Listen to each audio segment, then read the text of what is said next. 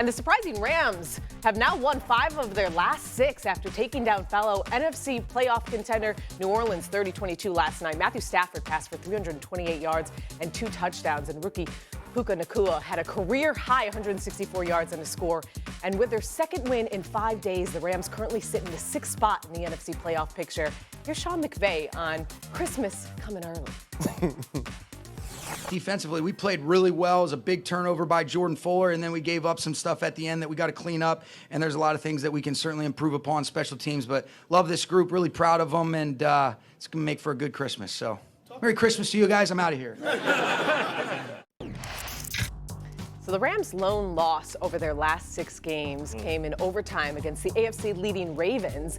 And as mentioned, LA now sits in the 6th seed. And at the moment, that would set up a wild card showdown against the Lions, which, of course, Matthew Stafford's former team. Shannon, let's start with you. Do you believe the Rams can win on the road in Detroit in the playoffs? I do. And when you look at all the teams that we consider top dogs, the guys that are number 1 in the division, and the Eagles, the Rams, the 49ers, and the Lions are the 3 teams that can really run the football. The Cowboys don't really have a consistent run game. We see the Eagles haven't been able to run the football like they did last year, and so they've had some difficulties, and the offense doesn't look as fluid as it once did. You look at the Rams and what they've been able to do over these last 5 games, it's been because Kyron Williams has been able to run the football. So now they can run the football. They can play action pass off that. Now we know Cooper Kupp. He's a Triple Crown winner. He's a Super Bowl MVP winner. But the resurgence of Puka Nacua, he's been outstanding.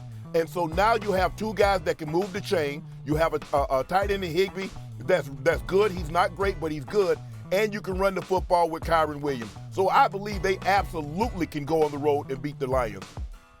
Yeah, I mean, I don't even think that's a question. I mean, when you're looking at the Los Angeles Rams, it has to go back to this offseason. Go back to this offseason. I'm sitting with Sean McVay, and he said he had to rededicate himself to coaching. He looked at who he was last year and what he was putting into this team and said, either I'm going to figure out that I could give this team the effort, the dedication, and the work that it takes to win, or I'm done. And he decided that he could do that. He decided that he wanted to do that. And so you have this young team when I'm out there in training camp, and they were just trying to figure it out. But I had a conversation with Matthew Stafford, and he talked about how much pain he was in every single day due to his elbow and how difficult it was to just even get to work. And he said, but I feel it now. And when you watch this team play offense, and I love the fact that Unc brought up Kyron Williams. Do you know, coming into this weekend, who leads the league in rushing yards per game? It's not Raheem Mostert. It's not Christian McCaffrey. It's Kyron Williams. And that leads to the play-action pass in which Matthew Stafford is dealing better than any quarterback in the entire NFL right now. And this team plays complementary football. I want you to name somebody other than Aaron Donald on this defense. You can't. But all of these young players and defensive coordinator Raheem Morris, they understand this. Ahkello Witherspoon on the outside needs to change some things, but they keep the football in front of them. They make you earn touchdowns the hard way, the long way. And if they can do that, they expect you to make a mistake before they do. This is the team that once they get into the playoffs, and you know how it works, Shay Sharpe, you know how it works, Bart, they just got to get hot. And they have a quarterback that right now, in any shootout you're taking, they have an offensive coordinator and play caller in Sean McVay that right now, in any shootout, you're expecting him to be able to find ways to dial up plays, and they almost beat the Baltimore Ravens, and that's the only loss this team has in the last 6 games, and that's a team that leads the AFC. I hate to make it a clean sweep, but both of you guys are absolutely right. When you consider the Detroit Lions, we consider them that second tier. We think it's a little bit different because they leave a little bit to be desired, from being able to rush the passer on the defensive side of the ball, which if you can't get to the passer, you understand that these quarterbacks in this division can make you pay. You talk about, Kyron Williams and, the first guy since Todd Gurley within this system to rush for over 1,000 yards, and he's just getting started. It's the physicality that he runs with in between the tackles, setting up that play action, which that Sean McVay system relies on, being able to, when you have to put that 8th man in the box, giving Puka and Cooper on the outside one-on-one coverages.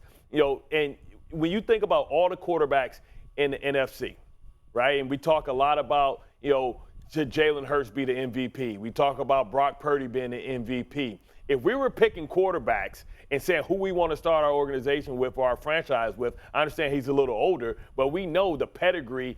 Matthew Stafford is the best quarterback out of all these quarterbacks. And when you rather talk about pedigree, you want to talk about history. And the first time in 2 years, he's healthy. He's more healthy now than the year they won the Super Bowl. So what you have now is a team that's playing with house money, because we've all been a part of young teams, right? And it takes a while for them to figure out their identity and who they're going to be. Does that include Brock Purdy? Does that include Brock Yes, Purdy? oh, absolutely. Absolutely. Listen, I always like to play this game, right? If you take one person from one place and put him there, and you take the other one and put him there, who would you? Matthew Stafford is absolutely dealing in San Francisco. Yeah. Right, exactly. Sure. What is your daddy gonna do about his acid reflux? I don't know, man. My dad gonna be drinking that that banana cognac. Shay, what's that Hennessy, that cognac you got? We might have to send Dad a cake. He might be. Shea by Laporte, I'll make sure I get him a bottle. Wait, that helps acid reflux? Yeah, no, acid reflux, because he's been watching the Lions all his life. We Lions fans. He got heartburn, indigestion every day. Yeah, but if you look at the San Francisco 49ers and you look at the Los Angeles Rams, you know, Sean McVay learned what he learned under Kyle Shanahan in that system. What did they do? They run the football. Now, Christian McCaffrey is a little bit more multifaceted than Kyron Williams, but he can catch the ball. But they use Christian McCaffrey a lot different than they use Kyron Williams.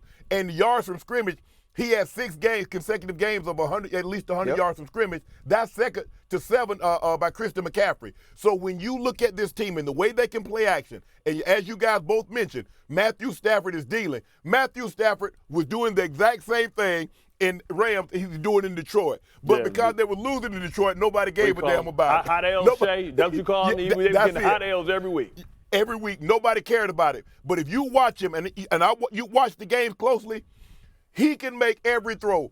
The no-look throw, he made one in the Super Bowl. Think about that. He made a no-look throw in the Super Bowl, not a preseason game, not a regular season game, in the Super Bowl. The sidearm, the way he can change arm angles, arm slots, they can absolutely go on the road. Now, Detroit is a different team in Detroit as opposed to on the road, because they can run it with that two-headed monster, Amir Gibbs and David Montgomery. But if you don't think the Rams can go on the road and beat Detroit in Detroit, you're absolutely fooling yourself. I see a key point here is experience, too. Yeah. Do you feel like the Rams' playoff experience works in their favor versus the Lions' inexperience? Because it's about belief and it's about feel. It's about being able to communicate experiences, which Matthew Stafford could do, which Sean McVay can do as well. But it's not only about that. It's about seizing the moment. Yeah. This is the team that understands about getting hot at the right time. We have to remember the Rams weren't the best team in the NFC headed into the playoffs. They were a rebuilding team. Exactly, headed into the playoffs when they won it. Right. But Odell Beckham Jr. got hot. Cooper Kupp got healthy toward the end of the season again after being a little banged up when he won the Triple Crown. All those developed things, Nakua. Yeah, all those things happen. And so now when you look at the Los Angeles Rams, the thing is this.